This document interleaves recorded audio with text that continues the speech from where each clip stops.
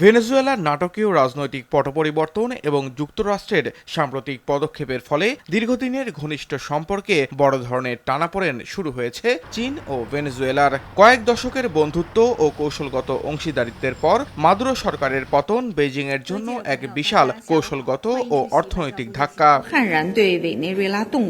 ভেনেজুয়েলায় যুক্তরাষ্ট্রের হস্তক্ষেপকে একতরফা গুন্ডামি হিসেবে আখ্যায়িত করেছে বেইজিং। প্রেসিডেন্ট শি জিনপিং আয়ারল্যান্ডের প্রধানমন্ত্রীর সাথে এক বৈঠকে নাম না নিয়ে যুক্তরাষ্ট্রের সমালোচনা করে বলেন, এ ধরনের আচরণ আন্তর্জাতিক শৃঙ্খলা নষ্ট করছে।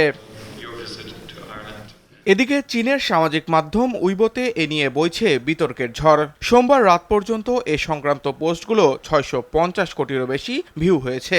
অনেক চীনা ব্যবহারকারী প্রশ্ন তুলছেন, যুক্তরাষ্ট্র যদি ভেনেজুয়েলা থেকে একজন নেতাকে সরিয়ে দিতে পারে, তবে চীন কেন তাইওয়ানের ক্ষেত্রে একই পদক্ষেপ নেবে না?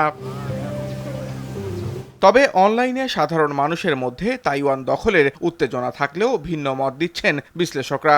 তাইওয়ানের আইন প্রণেতা ওয়াং টিং ইউ স্পষ্ট জানিয়েছেন, চীন যুক্তরাষ্ট্র নয়, আর তাইওয়ানও ভেনেজুয়েলা নয়। বিশেষজ্ঞরা বলছেন, তাইওয়ানে সামরিক অভিযান চালানো চীনের জন্য অর্থনৈতিক ও সামরিক উভয় দিক থেকেই অত্যন্ত ঝুঁকিপূর্ণ।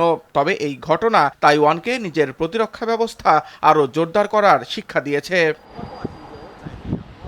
ভেনেজুয়েলা ছিল চীনের ঋণের প্রধান গন্তব্য।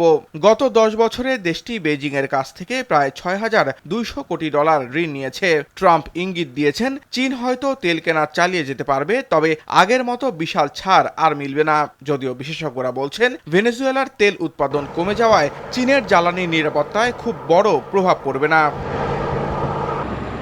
মাদুরোর পতন বেইজিংয়ের জন্য কৌশলগত পরাজয় হলেও লাতিন আমেরিকায় চীনের শেকড় অনেক গভীরে। বিদ্যুৎ ও টেলিযোগাযোগের মতো গুরুত্বপূর্ণ খাতে চীনের যে বিশাল বিনিয়োগ রয়েছে, সেখান থেকে তাদের সরানো ওয়াশিংটনের জন্য সহজ হবে না। বেইজিং এখন সরাসরি সংঘাতে না গিয়ে মূলত তাদের বিনিয়োগ ও অর্থনৈতিক স্বার্থ রক্ষার দিকেই বেশি মনোযোগ দেবে বলে ধারণা করা হচ্ছে। সামিউল শিহাব, RTV।